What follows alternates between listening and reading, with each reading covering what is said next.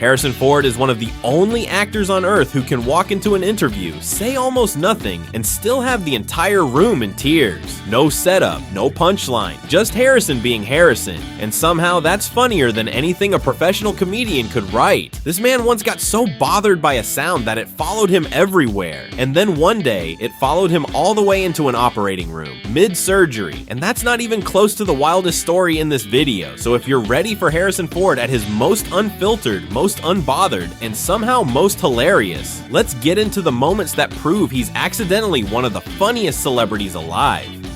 Let's start with the sound. Harrison Ford, Han Solo, Indiana Jones, Jack Ryan was apparently brought to his knees by a noise. Not a villain, not a stunt gone wrong, a sound, one that tracked him down at work, at home, and eventually straight onto an operating table.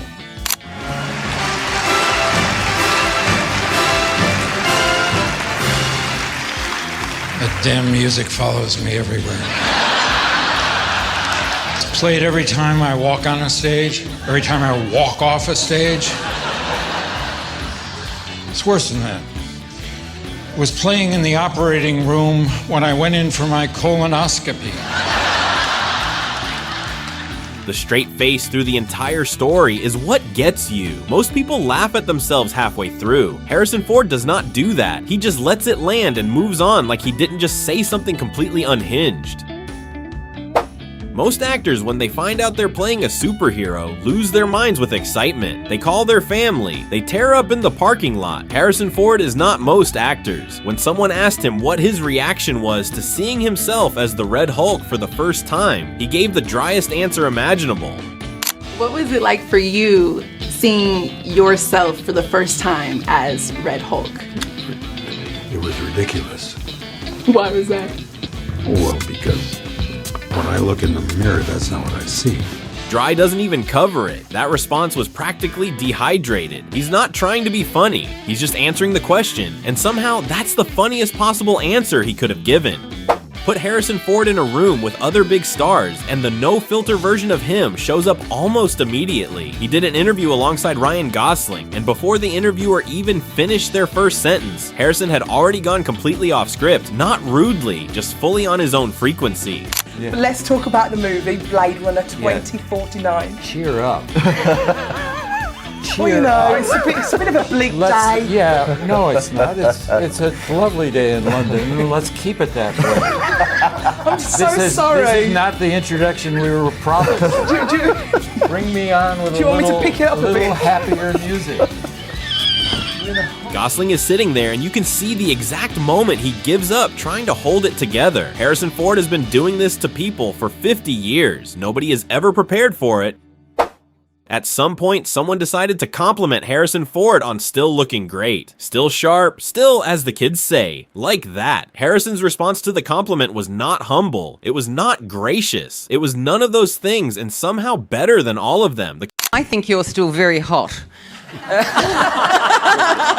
We were stunned to see you take your shirt off in the second scene. Blessed with this body.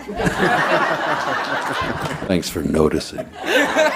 Confidence in that answer. No hesitation, no fake modesty. Just a man who has fully accepted that he is built different and sees absolutely no reason to pretend otherwise.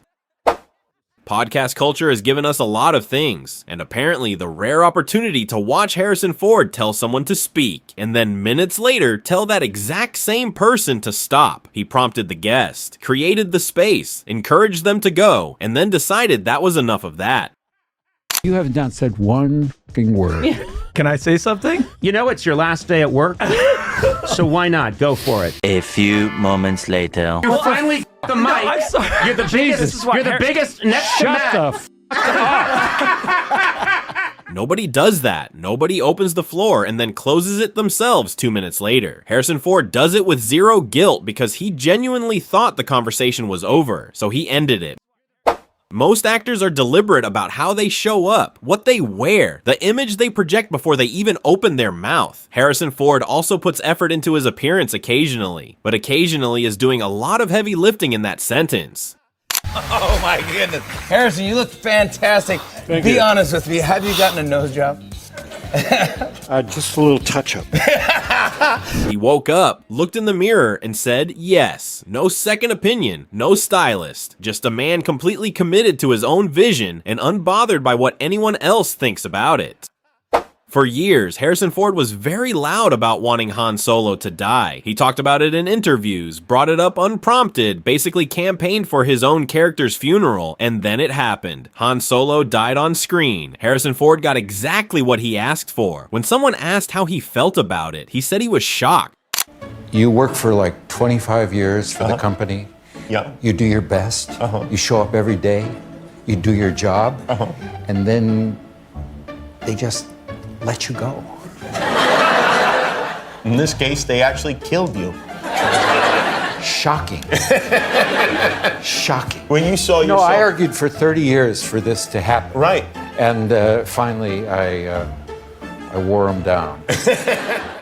That's a level of commitment to the bit that most comedians spend their whole careers chasing. He lobbied for it, got it, and then acted like it came out of nowhere. Absolutely incredible. After wrapping Star Wars, Harrison Ford was asked about his master plan going forward. What was next? The grand vision after helping make one of the most beloved trilogies of all time. The room probably expected something thoughtful, something about legacy, something reflective. I've done Star Wars. Now this feels good. I'm gonna keep going. What's the master plan? To become rich and famous. No grand vision, no 5-year roadmap, just Harrison Ford being ruthlessly honest about the fact that there was no plan and finding absolutely nothing wrong with that. Harrison Ford knows his wife well enough to know exactly when something he's about to say is going to get him in trouble at home. And here's the thing, knowing that does not stop him, not even slightly. He warned the whole room before he opened his mouth, said it out loud, acknowledged it directly, and then said it anyway. He walks up and she says, "Excuse me." He says, "Yes." She says, "Where's the broccoli? I can't find the broccoli." He said, "Oh, I'm really sorry, ma'am." He says, "We ran out of broccoli. We'll have some tomorrow morning." And he goes back to his work and he's stacking the oranges and he hears behind me, Mister, where's the broccoli?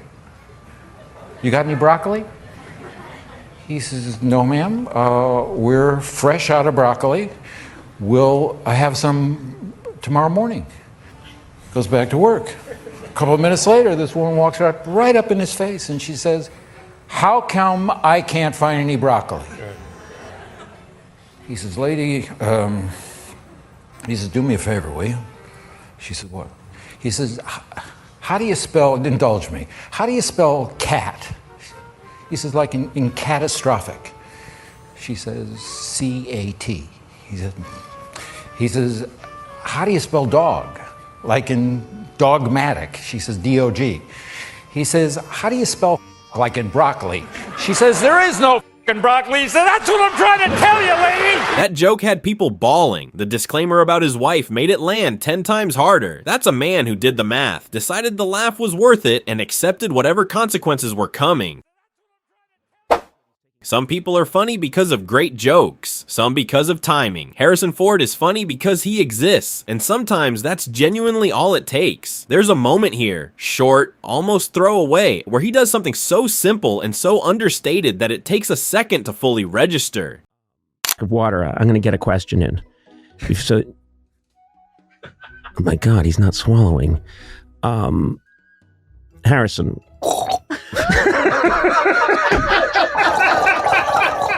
No machinery, no calculation, it just happened. Harrison Ford doing whatever Harrison Ford does and leaving everyone else to deal with the aftermath. This isn't a late career personality shift. This isn't something new. Harrison Ford has been making people laugh without trying since before most of his audience was born. Watch this clip and try to find the moment where he's performing for the camera, where there's a bit being run. You won't find it. On the poster, do you have any knowledge of why that is? He's not. There wasn't room. No. Second nature. Completely baked in at this point. The funniness comes out whether he wants it to or not, which based on all available evidence, he usually does not want it to. It just happens anyway. Every actor who comes back to a franchise has a reason. The story, the fans, the character still having something to say. When Harrison Ford was asked why he returned to one of his most iconic roles, he gave the most honest answer anyone in Hollywood has ever publicly said out loud. To say, listen, we're making another Blade Runner and we want you to be in it. What was your reaction? So what? Really said, would you be interested? I said, how much? Show me the money. No, I said, show me the script. Anyway. More refreshing than any speech about legacy. He showed up, he did the work, and he just wasn't going to pretend it was a spiritual calling when it wasn't. Before becoming one of the most recognizable faces in Hollywood, Harrison Ford was a working carpenter. Real jobs, real clients. And when someone asked if he'd charge more for celebrity clients if he was still in the carpentry business today, the room expected a funny yes or a humble no. They got Harrison Ford. If you were working as a carpenter and building these kind of places here in LA, would you charge more to a celebrity than you would to a regular civilian? Wouldn't you? Yes. That answer was so specific and so committed that it stopped being a joke and became a policy statement. Harrison Ford has always had a price. He just happens to know exactly what it is. Ryan Gosling spent months on set with Harrison Ford while filming Blade Runner 2049, and when asked about the experience, he had a story that confirmed everything you already suspected about what extended time around this man actually feels like. Do you realize you're working with do you realize you don't seem it doesn't seem to be landing in the way it should. Yeah, I know. You're not I put it slightly different. I would say to him every day, do you know who I used to be? Gosling told that story with the expression of someone who is still processing it years later. You show up to do serious work on a serious film, and somewhere between action and cut, Harrison has turned the whole thing into something else entirely. Charity shows have a format. You answer questions, raise money, represent yourself well in front of a large audience. Harrison Ford was on one of these shows, had to answer questions for a good cause, and even with stakes attached, he found a way to be exactly himself. Tell us something that you do that embarrasses your kids. Come home. If they made a movie about your life, what would it be called? Oh. So, ask me a lot of questions real fast. Okay. Because we can use the $10,000. We can use money. When you, what's the first thing that comes to mind when you see that? What? That picture of you. Cute. All right. He still gave hell answers. The charity got their money, the audience got their moment, and Harrison Ford got to be Harrison Ford, which at this point should honestly be considered a charitable act in itself. Ryan Gosling seems like someone who takes things in stride, calm, measured, not easy to rattle. And then he met Harrison Ford. There's a clip that captures exactly what happens when Harrison locks onto someone and decides, today you're the target. I read about the character that Ryan? It's Ryan. Came to play, and I said, and with great enthusiasm, I called up the producers and I said, "This is great. I can't wait to get blah blah blah." And what a great part! Why don't we see if we can get Ryan Gosling? The face Gosling makes is the face of a man who came in thinking he could hold his own and has just realized that was never going to happen. Harrison Ford has been doing this to people for 50 years. Gosling never stood a chance.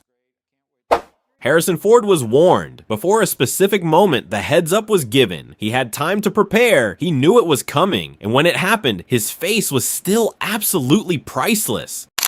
Los Angeles is known as the city of dreams. And sure enough, all my dreams have come true here. From my dream of preparing,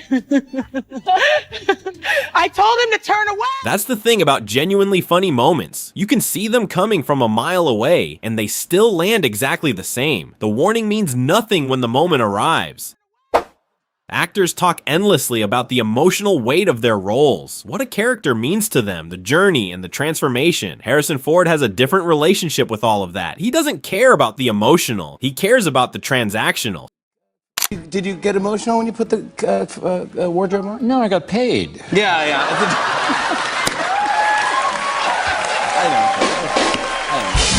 Someone asks a deep question and Harrison gives you the invoice. No cynicism in it. He's just being honest in a way that Hollywood almost never is, and it hits differently every single time. If you spend enough time around someone, you start picking up their patterns, the way they move, the way they think. Mark Hamill spent years alongside Harrison Ford across the entire Star Wars saga, and it rubbed off on him in a very specific, very accurate way. It was right after we got out of the trash compactor. We hadn't filmed that scene yet. And I'm looking in continuity and I said, well, wait a second, this is right after we got out of the trash compactor. Shouldn't my hair be all wet and matted with schmutz all through it? And he turns to me and says, hey, kid, it ain't that kind of movie.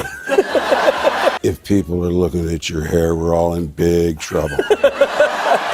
And I thought, he's so right. He's so right. The cadence, the delivery, the complete absence of enthusiasm paired with somehow still being charming. Hamill nailed it. You can tell he's done that impression privately 1,000 times before someone finally put a camera on it. Missing the Oscars is typically something people feel some kind of way about. Harrison Ford missed it 1 year, got asked about it, and his answer made it very clear he was doing just fine without the tuxedo and the gift bags. And then it came out he'd apparently forgotten he was even nominated once. Very good to see you. Did you watch the Oscars last night? They were last night? Oh, man. You missed it again. You didn't even go into your nominated for Best Actor, right? What? Yeah. You were nominated for Witness, the movie Witness. You were nominated in 1986. You did not attend the Oscars. Well, I had a lot of homework. Not misremembered, not brushed off, genuinely could not recall. For an award most people spend their entire careers dreaming about, Harrison Ford filed it in the back of his memory and let it collect dust. That's a level of unbothered very few people will ever achieve. There is a feud, a long-running, decade-spanning feud between Harrison Ford and a man in a dog suit. This is real. This has been going on for over 10 years. And what makes it even better? It apparently involves his wife. Right here. Question right there. Yeah. Yeah, somebody,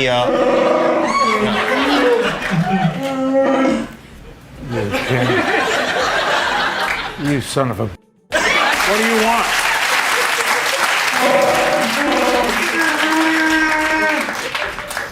Oh, yeah, you'd like that, wouldn't you? Always trying to blame me. You're the one who couldn't keep it in your furry pants. Actually, he's not wearing any kind of, doesn't wear pants. I rest my case. What happened between you? He knows what he did. She was my wife. You Wookiee sack of... The longevity of this grudge, the specificity of it, the fact that his wife is somehow involved. Harrison Ford has been carrying this feud quietly and consistently, like a man with genuine grievances, and at this point it has become one of his most defining characteristics. The dog suit guy knows what he did. I'll see you in hell. Someone once asked Harrison Ford if he thought he was a cranky person. Most celebrities give a self-deprecating laugh and say something charming about their reputation. Harrison Ford actually thought about the question and answered it. Would you say that you're a cranky guy? Do you think that's fair to say? Cranky? You know, I get so sick of this.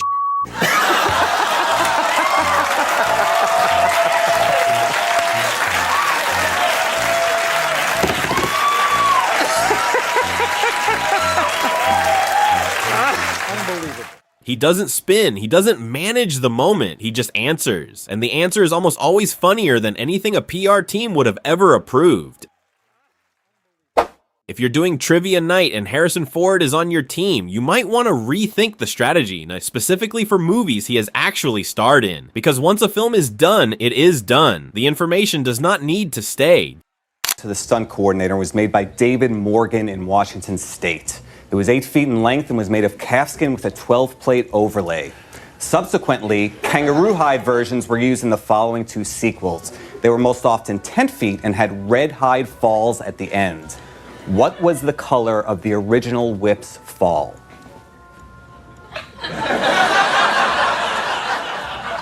Who gives a Details from films that made hundreds of millions of dollars and changed pop culture forever. Gone. Cleared out. No longer needed. Harrison Ford's memory operates on a strictly need-to-know basis, and once filming wraps, the need is gone. When Harrison Ford came back for Indiana Jones, people wanted to know why. What brought him back to such an iconic character? What unfinished business he felt Indy still had? Harrison Ford had one answer. Just one. Why are you excited about it? Because I know this is something you've been somewhat resistant to. Did they finally come up with an idea that you loved? Yeah. Yeah. Did you demand that they kill Indiana Jones? Are you? No, I haven't read the script. I haven't read the script. You haven't even read. I'm talking about the contract. Oh, the contract. The contract, not the story, not the fans, not the legacy. The contract said he would, so he did. He said it so simply it almost sounded profound. It wasn't, but it did. Harrison Ford can take a joke about almost anything. His age, his roles, his reputation, he'll roll with it. There is, however, one specific thing that is off the table. One role you do not make jokes about. And the speed of his response tells you he's been waiting for someone to try. Harrison, you were involved, but presumably this isn't the first time. Not just involved. You're in it. You're in it. You're on the poster. Some things are protected, even for Harrison Ford. Now you know where the line is. Being called Academy Award nominated sounds like a compliment. It is technically a recognition of exceptional work. Harrison Ford does not see it that way because he didn't win. And to Harrison Ford, nominated and won are 2 very different sentences. And only one of them belongs in an introduction. You keep saying that I'm Academy Award nominated. Yeah. Don't you get it? I didn't win. Every time it gets brought up, he looks like someone just reminded him of a loss he was actively trying to forget, which, based on the Oscars story, tracks perfectly. Someone made a decision that was obviously wrong from the moment it was conceived. They handed Harrison Ford a sharp needle, put a person in the chair, and asked him to pierce someone's ear. On live television, think about who Harrison Ford is for a moment, and then imagine handing him a needle and telling him to be precise. I've asked Harrison Ford to pierce my ear. I've never had my ear pierced. I'm very scared about this. Have you ever? It's not gonna hurt. Okay. Me. There was supposed to be 2 of these. This is a topical anesthetic. There's supposed to be 2 of us, but. Why are you doing it? I'm gonna choose a place for the. Is it happening? Is it happening now? Jimmy. Yes. Relax. Oh. What a puss. Say that.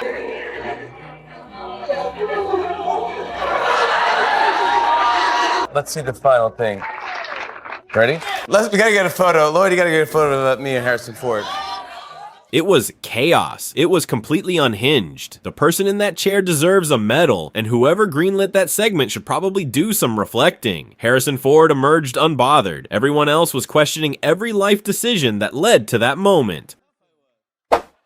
Words are Harrison Ford's weapon of choice, but sometimes he doesn't even need them. There's a clip where he says absolutely nothing, and it's still one of the funniest things he's ever done on camera. I have to ask you about Star Wars. They are making the new Star Wars films. You are going to be involved. That's mastery. Decades of knowing exactly what a moment needs and delivering it without wasting a single syllable. Most people work their whole lives trying to get comfortable with silence. Harrison Ford weaponizes it. Podcasts have a format, even the loose ones. There's a general understanding of what you can and can't say. When Harrison Ford asked whether there were any restrictions and they told him there were none, you could feel exactly what was about to happen. Can you say on a podcast? You can say anything you want. Anything you like. Well, f*** you. Immediate. No warm-up, no testing the waters. The second he got the green light, he used it. He wasn't holding back because he was polished. He was holding back because there were rules. Remove the rules and you find out very quickly what was being contained. When Ryan Gosling came back for the Blade Runner sequel, it was a significant moment. Returning to that world, that story. When Harrison Ford saw him walk back onto set, he had something to say about how that made him feel. He said it with a completely straight face, directly to Gosling's face. And it was raining, made me feel right at home. He was working, which didn't make me feel very good. Gosling sat there and took it the way you take everything Harrison Ford says, with the slow realization that you're never going to win, and the decision to just enjoy the ride. There are moments that leave people genuinely speechless, not performed shock, actual unscripted confusion. Harrison Ford had one of those when a magician came to his house. He watched the trick, he processed it, and then, in a completely logical response, he told the magician to leave. Not one. Harrison, do me a favor. Grab a piece of fruit for me, like one that we can open up. See how there's a card in the orange? No way. See how there's one card inside? Please remove it. Take it out. Go ahead, pull it out. Open it up, Harrison. No, that's just crazy. Get the out of my house. Not wonder, not applause, not asking how it was done, just an immediate and firm request for the magician to remove himself from the premises. Harrison Ford decided that whatever just happened was not something he wanted in his home, and he acted accordingly. Margot Robbie told Harrison Ford what her favorite movie of his was, a genuine fan moment, sharing something personal with someone she admired. Harrison Ford's reaction was not what she expected. That brief pause before he responded said everything. I have to admit something, Harrison. Though Indiana Jones is like one of the most iconic characters ever, my favorite movie that you're in is actually 6 Days, 7 Nights. Very good movie if no one's seen it. I guess it's still available. The face of a man recalibrating, of someone who thought they knew what was coming and got something else entirely. Even Harrison Ford gets caught off guard sometimes. It's just that when it happens, the reaction is still funnier than anything planned. Harrison Ford had no idea his Red Hulk was going to be red, which is technically in the name, but apparently between signing on and seeing the final result, the color registered as brand new information, and he wasn't fully pleased about it. Yourself as the Red Hulk when they were finishing the VFX, what was your first reaction? Well, I had no idea it was going to be red. It's not my color. Oh, what color would you choose? Green. Oh, but it's already kind of taken right now. I guess so. The most experienced man in the room, surprised by something that was always going to happen. The Red Hulk was always going to be red. The clue was right there in the name. Harrison Ford still needed a moment. When Harrison Ford doesn't want to answer a question, he doesn't deflect smoothly or redirect with charm. He does something more honest. He lets you know exactly what he's thinking in real time, out loud, and then makes it very clear the question isn't getting answered. Indy or Thaddeus Ross? You know, I've always treated these questions with the utmost respect and somehow at the same time complete disdain. I will not answer that stupid question. But thank you. Yeah, no, of course. I mean, it's an honor to know. Delighted to have the opportunity. No pretense, no diplomatic non-answer, just Harrison Ford announcing that this particular question is not one he's prepared to engage with, and doing it in a way that still lands as funny rather than dismissive. Most celebrities are happy to hear that someone's parent is a fan, that their work has crossed generations. Harrison Ford is not most celebrities. When someone told him their dad was a big fan, Harrison Ford had a very specific follow-up question. Now, Harrison, I do have to say this. My dad is, I mean, we're big fans, but my dad is a huge... Do you know how many people come up to me and tell me that their dad is my biggest friend? I don't need you. So what are you, just a conduit of information about your father? Pretty much. How much do you like me? How much do you like your father? What the hell are we talking about? Get on side, mate. What are you doing? He wants to know about you, specifically, not your dad, not your family history with his filmography. The standards are high, and they are entirely his own. In The Empire Strikes Back, Leia tells Han Solo, "I love you." The script said Han was supposed to say, "I love you too." A perfectly functional line. Harrison Ford read it and thought it was lame, so he changed it. I love you.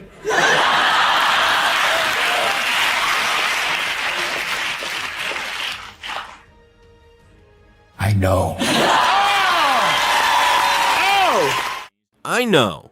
2 words, one of the most iconic lines in cinema history, made on the spot, against expectation, without approval. That's Harrison Ford in one story. Doing it his way and somehow being right. Most actors hold on to something from a meaningful project, a prop, a costume, a keepsake from a role that changed their life. Harrison Ford does not do this. Once the film is done, the film is done. Memorabilia from the Indiana Jones movies. You must have kept something. Have you kept a bullwhip, haven't you? You've kept a hat, something that's worth $1 billion right now? No. I don't keep it. I don't want all that crap around my house. He doesn't need the hat, he doesn't need the jacket, he doesn't need any of it in a display case reminding him of something he already lived. Harrison Ford closes the chapter and moves on with a speed that is honestly more impressive than any of the roles themselves.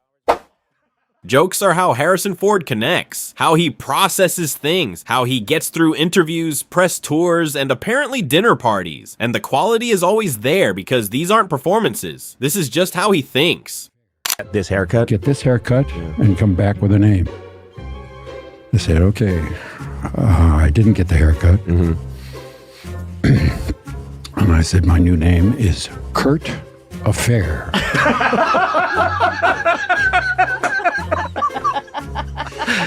Incredible. Perfectly timed, completely natural, lands exactly how it's supposed to. The man has been doing this long enough that it just flows. No warm-up, no machinery, just Harrison Ford opening his mouth and being funny again. And after all of it, you reach the point where you just accept it. Harrison Ford is going to get asked a serious question, and Harrison Ford is going to give the answer that makes everyone in the room forget what the question even was. You were here in October promoting Star Wars, and here you are again in March promoting Star Wars. What the hell?